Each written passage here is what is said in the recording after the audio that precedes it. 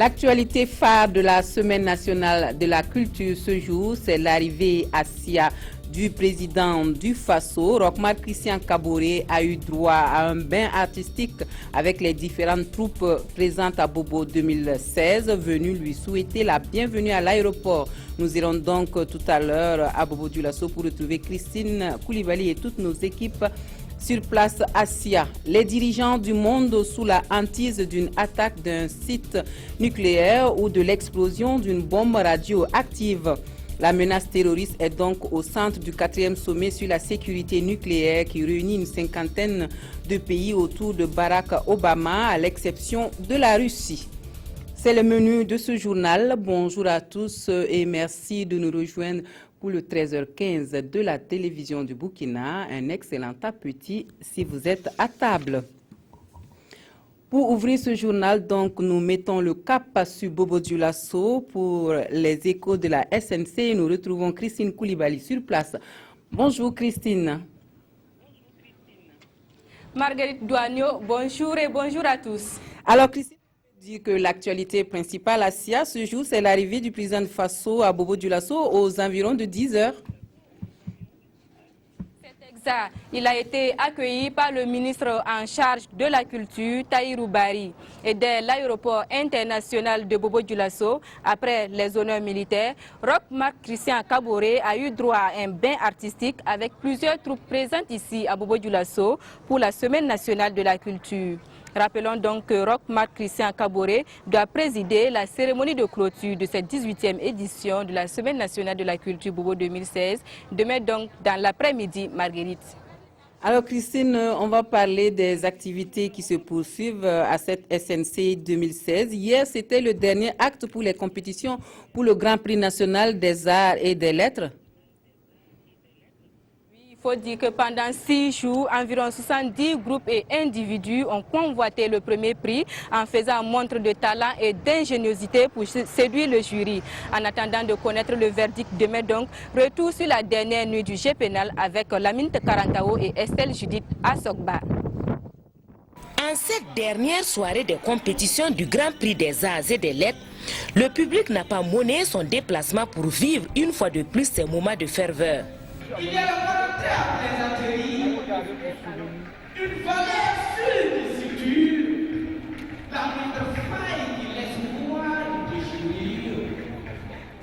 Au total, 12 troupes se sont succédées sur la scène dans les disciplines orchestre, slam, chœur populaire, vedette de la chanson traditionnelle, danse traditionnelle et musique instrumentale.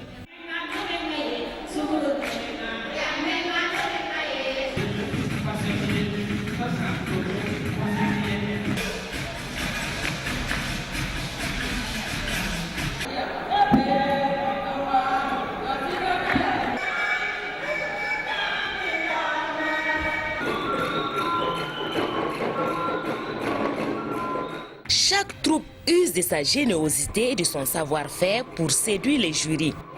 La paix, la cohésion sociale, l'incivisme, l'émigration et les violences faites aux femmes sont entre autres les thèmes abordés. La danse qui était dynamique, voilà, le sourire des danseurs, la tenue, le costume, c'est ça qui m'a le plus intéressé. Durant les 6 jours de compétition, ce sont 73 troupes qui ont rivalisé d'ardeur de talent.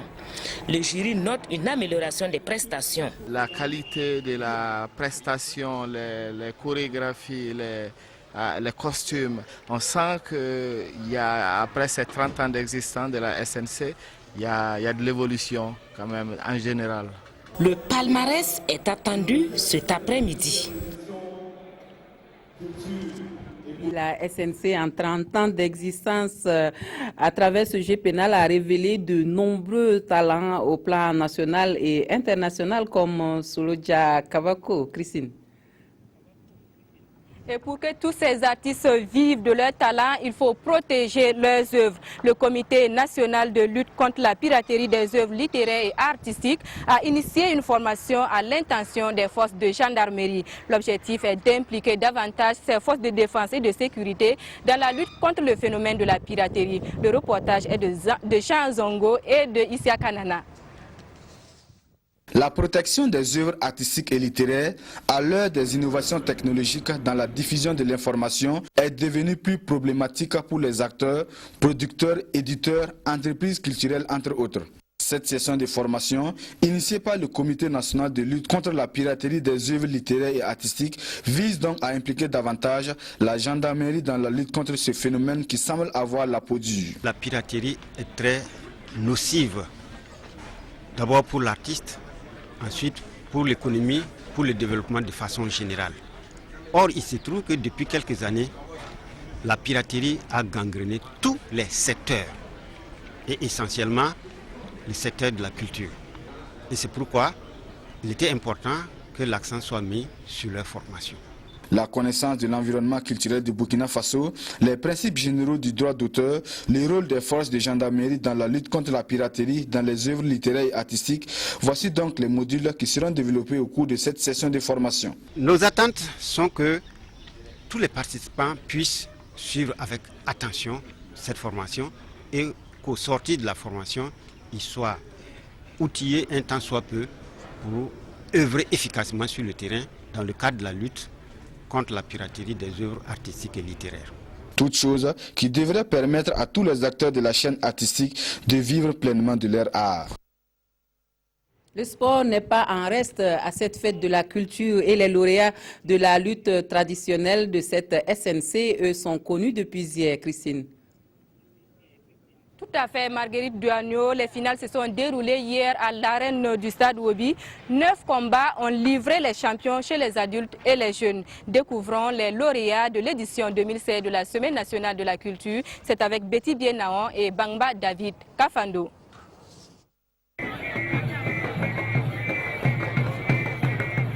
C'est une arène du stade Wobi Archicomble qui accueille l'entrée des lutteurs dans le cadre des finales de l'édition 2016 de la Semaine nationale de la culture.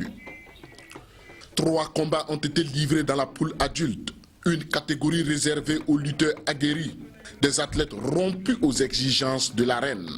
Dans la catégorie des 76-85 kg, le duel tant entendu entre Blaise DB du centre en bleu et Séraphin Toé de la boucle du Moon a tenu le public en haleine. Le lutteur de la boucle du Moon est le premier à sortir du bois. Une attaque mal placée par Séraphin Toé lui sera fatale.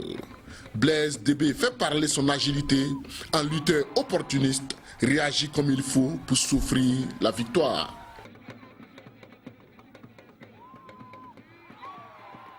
Voilà, et puis Christine, demain, les rideaux vont se refermer donc sur Bobo 2016. Avez-vous une idée de la cérémonie de clôture qui sera servie? Oui, la cérémonie de clôture aura lieu demain à 15h donc et elle verra la proclamation des palmarès et des remises des différents prix. Mais dès ce matin, déjà 15 prix spéciaux ont été décernés. Ce soir également, il y aura la nuit des partenaires, une manière pour la Semaine nationale de la culture de rendre hommage à tous ceux qui l'ont accompagné pour la réussite de l'édition. Merci Christine, on vous retrouve dans notre édition de 20h pour d'autres informations. Nous poursuivons ce journal. Le réseau national de plaidoyer pour la réduction des risques et catastrophes et ses partenaires se concertent à Ouagadougou. Objectif, trouver une synergie d'action pour la mise en œuvre effective de la loi d'orientation relative à la prévention, à la gestion des risques et crises humanitaires et catastrophes au Burkina Faso. C'est un plaidoyer auprès des acteurs et décideurs politiques sur leur responsabilité dans la maîtrise de ces catastrophes pour un développement durable. Le compte-rendu de Salifou Belem et Ruth Bini Ouattara. Il est encore frais dans les mémoires le souvenir des inondations de septembre 2009 et celles de 2015. En sus de ces inondations, le Burkina Faso est souvent confronté aux épidémies, sécheresses ou encore l'accueil des réfugiés. Le réseau national de plaidoyer pour la réduction des risques et catastrophes se met en place en 2009, appuyé dans ses actions par la loi d'orientation 12-2014 et un pacte auquel adhère l'ensemble des partis politiques burkinabés. Il y a eu des actions concrètes qui ont été menées, surtout sur le plan opérationnel, parce que vous savez que l'année 2015 surtout a été marquée par beaucoup de crises. Et ce qui a fait que le décret n'ont pas été encore adopté. Mais le gouvernement est très conscient. 2 années après l'adoption de cette loi, les différents acteurs s'accordent pour plaider pour sa mise en œuvre effective par l'interpellation des décideurs politiques. Pour le réseau MARP, il est tout aussi important que les communautés à la base s'approprient le contenu de la loi pour des comportements plus responsables. Pour pouvoir diffuser suffisamment cette loi jusqu'à la base, nous l'avons traduit en langue locale, Moré, Fulfulde et Dila, parce que les organisations de la société civile telles que nous sommes pouvons faire quelque chose, l'État fait quelque chose, mais tant que la base n'arrive pas à s'impliquer réellement, cette liste demeurera vraiment vaine. Par cet atelier, un diagnostic profond sera établi en vue de trouver des solutions pérennes à la prévention et à la gestion des risques de catastrophes pour un développement durable. Et cet autre plaidoyer qui se mène, cette fois sur la sécurisation des stocks des intrants de lutte contre le VIH, la tuberculose et le paludisme. Il s'agit d'un projet financé par l'initiative Backup Santé du GIZ et dont l'objectif est de renforcer le plaidoyer de l'Observatoire communautaire sur l'accès aux services de santé. Le réseau pour l'accès aux médicaments essentiels dresse ici le bilan du projet et envisage des perspectives d'avenir pour la pérennisation des actions. Issa Kafando et Nathalie Savadogo Nabaloum. Le projet plaidoyer pour la sécurisation des stocks des intrants de lutte contre le VIH, le paludisme et la tuberculose au Burkina Faso est à terme. C'est un projet mis en œuvre par le RAM, le réseau pour l'accès aux médicaments essentiels, avec l'appui financier des GIZ de la coopération allemande. Son but est de renforcer les capacités de plus de 195 membres de plaidoyer des acteurs communautaires dans les 13 régions du Burkina Faso. Réunis à Ouagadougou, ces acteurs font le point des activités menées. Nous avons retenu quand même, en termes d'acquis, il y a le renforcement des capacités des acteurs qui a été vraiment donc, un acquis. Parce qu'après une mission d'évaluation au niveau donc, des points focaux, on s'est rendu compte que ces acteurs n'avaient pas tellement donc, de capacités en matière donc, de plaidoyer. Donc on a commandité une mission donc, de formation pour les différents acteurs qui a permis de former au moins 195 membres donc, de ces acteurs. Il y a également des comités qui ont été mis en place.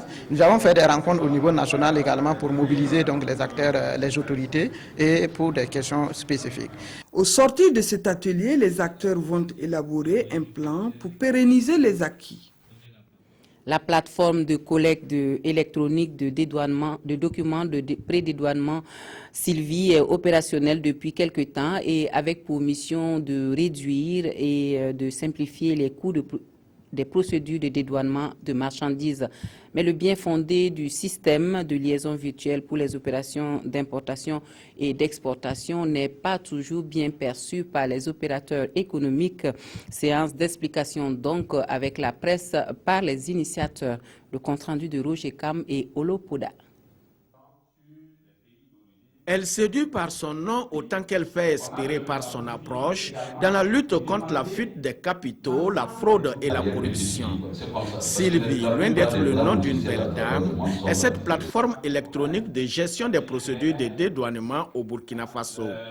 C'est un système qui offre beaucoup plus de transparence parce que les 13 banques de la place sont sur la plateforme. Les 8 sociétés d'assurance sont sur la plateforme. La direction des affaires monétaires et financières, la direction générale du Trésor et de la comptabilité publique est sur la plateforme. Toutes les administrations publiques qui délivrent des documents obligatoires pour les formalités de dédouanement aussi sont sur la plateforme et échangent en temps réel des informations de façon transparente. Avec Sylvie, l'importateur ou l'exportateur a aujourd'hui la possibilité, s'il est connecté bien sûr, de rester chez lui et d'attaquer directement le système pour obtenir des certificats et attestations nécessaires au dédouanement. Une trouvaille dans le domaine des TIC pour être en phase avec les exigences du commerce international. Aujourd'hui, personne ne peut se mettre en marge de l'informatisation. C'est important de le dire. Nous nous sommes informatisés seulement pour la procédure de dédouanement depuis 1992.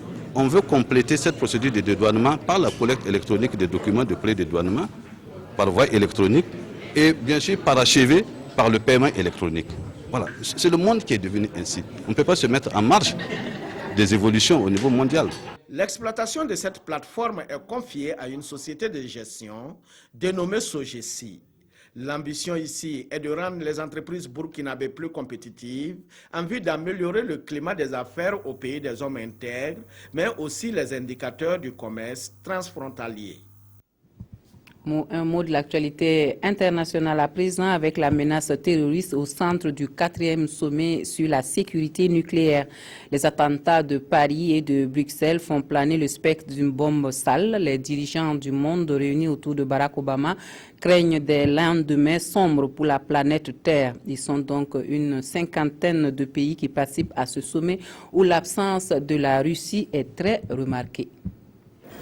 Après une journée largement consacrée à la Corée du Nord, le 4e sommet sur la sécurité nucléaire à Washington devrait se concentrer ce vendredi sur la menace terroriste. Le président Obama a d'ailleurs rencontré François Hollande lors d'une réunion bilatérale pour aborder cette problématique. Depuis les attentats de Paris et de Bruxelles, le spectre d'une bombe sale hante les discussions. Les dirigeants mondiaux redoutent de voir exploser un engin qui disséminerait des particules radioactives. Le partage des informations des services de renseignement est donc plus que souhaitable pour les représentants américains. Dans de nombreux pays, être en possession de matériaux nucléaires à vendre n'est pas un crime. Donc nous avons souligné le besoin d'améliorer notre capacité à localiser ces matériaux nucléaires et à trouver les trafiquants, mais aussi à les amener devant la justice. Plus de 50 pays participent à ce sommet initié par Barack Obama en 2009. Toutefois, la Russie, qui dispose de l'un des arsenaux nucléaires les plus importants au monde, est absent à Washington. En Inde, un pont en construction s'est effondré dans un quartier populaire de Calcutta hier jeudi à l'heure du déjeuner. Bilan provisoire, 25 morts. Les recherches se poursuivent pour retrouver des survivants. En Inde, l'effondrement d'un autopont à Calcutta a fait au moins 23 morts. Le bilan s'est alourdi durant la nuit à mesure que les secouristes s'employaient à dégager les décombres. Il y a également une centaine de blessés. Ce pont en construction s'est écroulé ce jeudi dans un quartier peuplé de la ville. Le drame a eu lieu à l'heure du déjeuner. Des vendeurs ambulants se trouvaient là. Plusieurs voitures étaient garées sous l'édifice. Des témoins disent avoir vu des boulons se détacher des poutres, puis un énorme fracas. C'est une portion d'environ 100 mètres qui s'est effondrée, d'où l'enchevêtrement de dalles de béton et de poutrelles métalliques. Le chantier a été engagé en 2009, il a pris beaucoup de retard.